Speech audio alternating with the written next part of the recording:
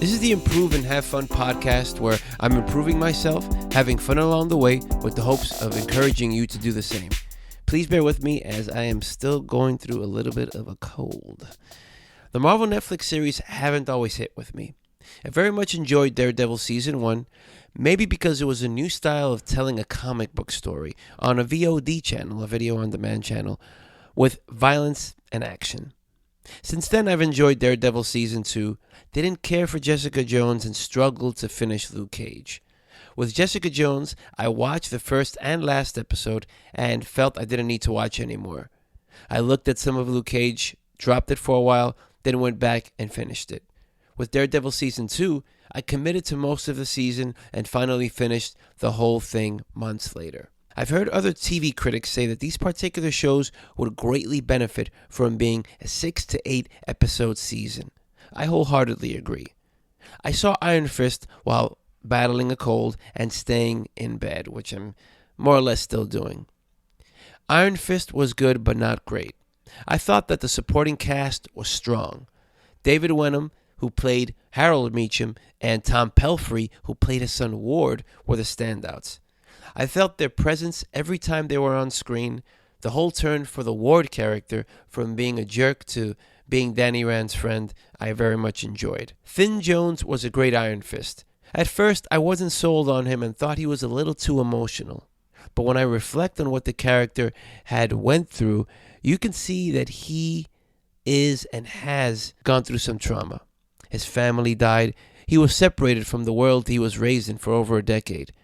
Throughout the series, he went from being emotional to being stoic and at times struggling with the events which have happened in his life, showing the viewer different sides of the character. Mr. Jones did an excellent job here. The action I thought was subdued and satisfying. I didn't question that Danny Rand couldn't kick ass. All these series also developed the side characters. Colleen Wing, played by Jessica Henwick, was, I felt, one of the better, more developed side characters to date, and I was looking at her IMDb page, and I didn't know she was in The Force Awakens, so good on her. I enjoyed her more than I did Rosario Dawson in the series. Rosario Dawson was the reality anchor, questioning Iron Fist's motives, but I don't understand why she continues to get involved with these superhero types. What does she gain besides bruises, stress, and headaches? In this series, she begins fighting and holding her own. This, I thought, was a realistic turn for this character, since she's always in the middle of these adventures. Watching YouTubers Emergency Awesome spoiler-free review of the first 6 episodes of Iron Fist, there was a clip from Luke Cage where Rosario Dawson's Claire Temple character is ripping a tear-off phone number from an ad for Colleen Wing's dojo. And in the series, Colleen Wing is basically teaching her how to fight. The side characters. This is my biggest gripe with the Marvel Netflix series. I do not want to spend full or 3/4 of an episode focusing on the side characters.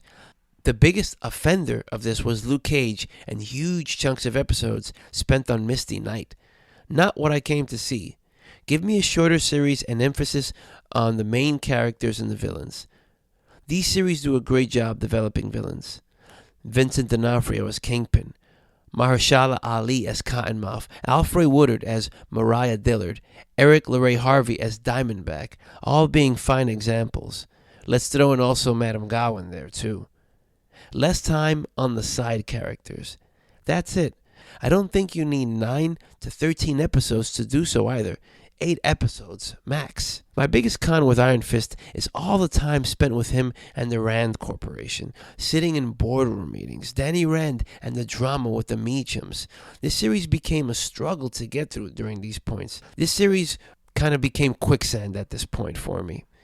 Story development is essential but can be done with less time focused on family and tragedy. I almost feel that they are taking a cue from the CW at points with the drama. With shows like The Flash, Supergirl, Legends of Tomorrow, shows, especially The Flash and Legends of Tomorrow, which I watch weekly, it always has this insert drama here moment. I don't need the show to be action all the time. I'm not saying that, but just trim the show and the Danny Rand finding himself, please. If I were to rate these series so far, it would be in this order: Daredevil Season 1 and 2, Luke Cage, Iron Fist, and then Jessica Jones trailing for me. I look forward to the next Marvel Netflix series, which will be Defenders. I've linked to some graphic novels below which delve into the Iron Fist backstory and some of his best story arcs. These are affiliate links, and by buying these books through these links, it will both support me and the publisher. Of course, I want to hear what you have to say in the comments below, because it would be you're doing the same thing as I'm doing, just putting my opinion out here.